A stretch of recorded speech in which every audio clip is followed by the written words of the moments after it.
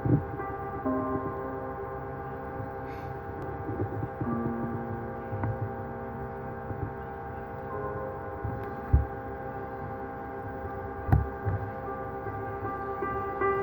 here's my response to why we as adults, we gotta keep our children locked safe behind numerous deadbolts. Starting a time before now, when my generation was young, when technology didn't exist and shit. We still played with imaginary guns, see. We ran free on the streets without a worry in mind, not having to watch our backs for some outrageous hate crimes. And curfew wasn't a time or when the sun started to set. It was when the street lights came on or the moon was fully lit. You see, we lived in a generation then that we knew it was safe because the news on TV wasn't full of violence and hate. Now don't get me wrong, I know it existed, but when we were that young, that shit just wasn't realistic. Less than a decade into my life, my perception changed from good to bad when my best friend at the time was murdered by his own mom and stepdad. He drew on the wall with a pencil, and instead of just wiping it down, they beat him to death, they rolled him in a sleeping bag and threw him in a field where his body was eventually found. This poor little boy, not able to live his life, was killed in the safety of his own home because he trusted his stepdad's wife, his mom. The one person who he expected to keep him safe was the one person who sat and watched as his life was taken away. Now, I don't mean to keep the story sad, but pay close attention to what I say. In 1996, my own dad was arrested for a crime that he committed, rape. You see, I don't condone the violence, and he got what he deserved, but he should have gotten a life sentence. Instead, he committed to the word.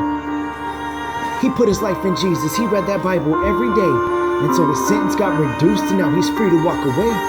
Tell me, how does a person commit a crime, get sentenced time, and then change their mind?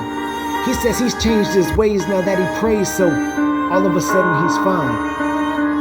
Doesn't make sense. When I skip past 2 decades, I'm now 29 years old, and I've seen and done a lot of things, man. I've watched the world we know mold. From terrorist attacks to hate crimes on gays and blacks, bullying kids because of something in their past. You see, us as parents, we have a job to protect, to look out for our children and never show neglect. So do I believe that technology has taken over our lives? Maybe to a certain extent, but if my kids remain safe, then my heart is content. In the world it is today, as sad as it is to say, my kids are safer in my own home than they are outside any day. Who do we trust in society today when rapists are out and our kids are their prey? When guns and violence aren't limited to age and sex and drugs are just games they play. The news now is depressing, it's showing nothing but hate. And this world has grown cold, that's something no one can debate. People killing people due to religious beliefs, and 2 people can't get married because others simply disagree. We need to teach our kids love, respect, and dignity, but teach them to encourage those who might think differently. No matter what your gender, your color, your age, we were all created equal. We all started off the same. See, no one is born with hatred, and no one is born a racist. These actions are just taught among all of the different races.